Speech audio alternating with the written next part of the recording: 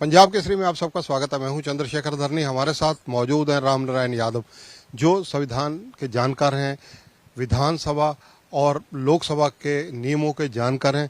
इनसे जानकारियां लेंगे आज, क्योंकि बहुत अहम है हरियाणा की राजनीति के अंदर। कुछ सवाल आम जनता के जहन में है, इनसे पूछना चाहेंगे, इनसे जानना चाहेंगे। उनका जवाब, जितनी जानकारी इनके पास है, हमें उम्मीद है कि ये हमारे दर्शकों तक वो जानकारी पहुंचाने की कोशिश करेंगे। यादव साहब, स्वागत है पंजाब केसरी में। धन्यवाद जी। यादव साहब, लोगों के जहन में एक सीधा सवाल, आचार संहिता लगने के बाद क्या मंत्रिमंडल का विस्तार हो सकता है या नहीं?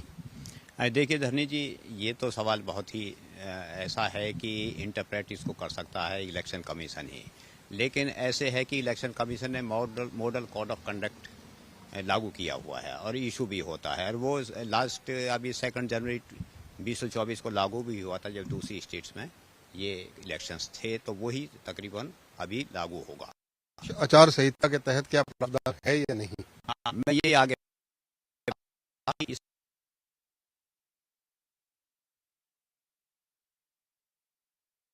बनाई जा सकते हैं या नहीं, परंतु ये है कि ये बेनिफिट में आता है या नहीं आता, ये देखने वाली बात है। क्यों कि बेनिफिट तो जैसे दूसरी चीज़ों की बेनिफिट सारे रुक जाते हैं। स्कीम्स पब्लिक के लिए या किसी कास्ट को या किसी एरिया को या कोई गवर्नमेंट के दूसरे वर्क्स हैं, उनकी सारी की अनाउंसमेंट्स, पत्थर रखने भी और इनॉग्रेशन भी, ये सारे काम रुक जाते हैं। हाँ, इलेक्शन कमीशन ये कहता है कि अगर कोई काम कंटिन्यू चल रहा है तो आप उसको इस बहाने से नहीं रोक सकते कि मॉडल कोड ऑफ कंडक्ट लग गया है, उसको रोक दे, उसको आप कंप्लीट करते रहिए।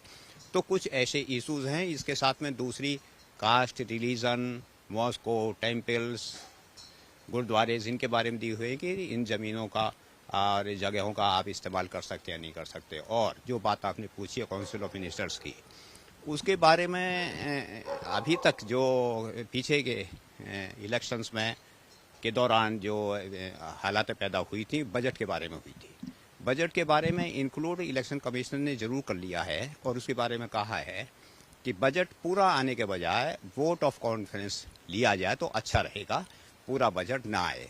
अभी काउंसिल ऑफ मिनिस्टर्स के बारे में कोड ऑफ कंडक्ट में कोई स्पेसिफिक बात नहीं दी हुई, लेकिन मेरे हिसाब से और वैसे भी ये एक बेनिफिट की चीज़ है, चाहे वो किसी इलाके के लिए हो, चाहे एरिया के लिए, या किसी आदमी के लिए हो, या किसी कास्ट के लिए हो, या किसी दूसरी चीज़ के लिए हो। वो अलग बात है कि पब्लिक इंटरेस्ट की चीज़ है, कर सकती हैं।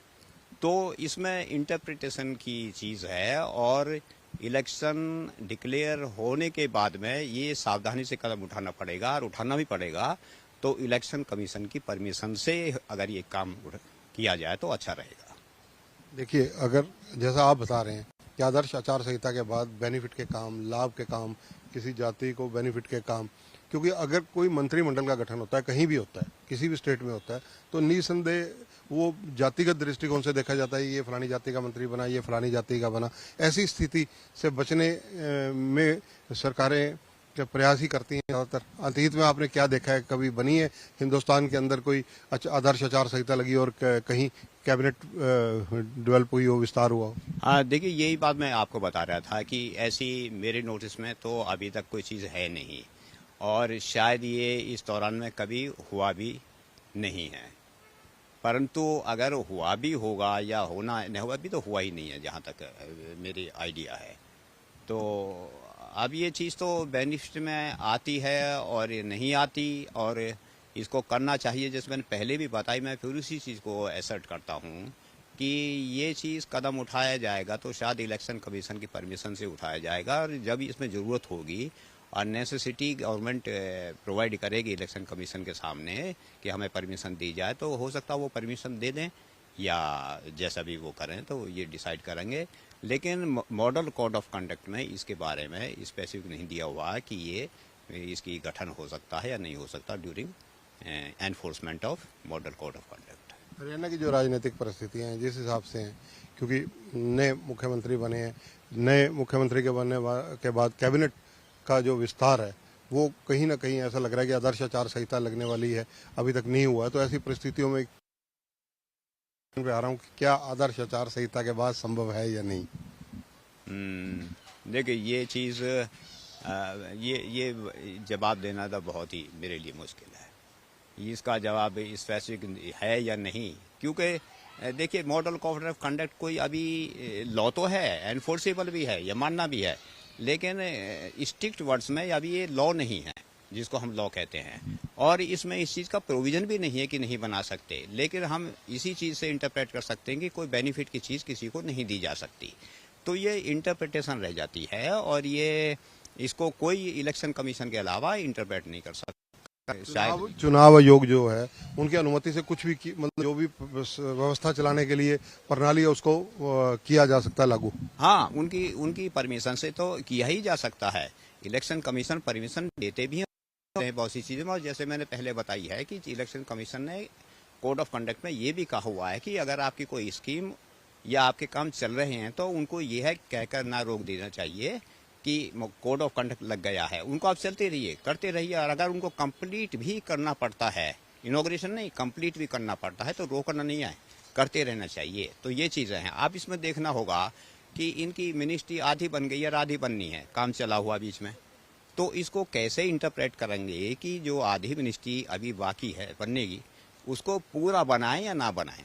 तो ये जो इसका इंटरप्रिटेशन है, इसको कम से कम कैमरे पर तो मैं नहीं कर सकता इस टाइम की क्या होगा। धन्यवाद। देखिए राम नारायण यादव जी किसी भी बात को बहुत सुलझे हुए तरीके से कह रहे हैं, और कह रहे हैं कि चुनाव आयोग के पास सब चीज़ों की शक्तियां होती हैं।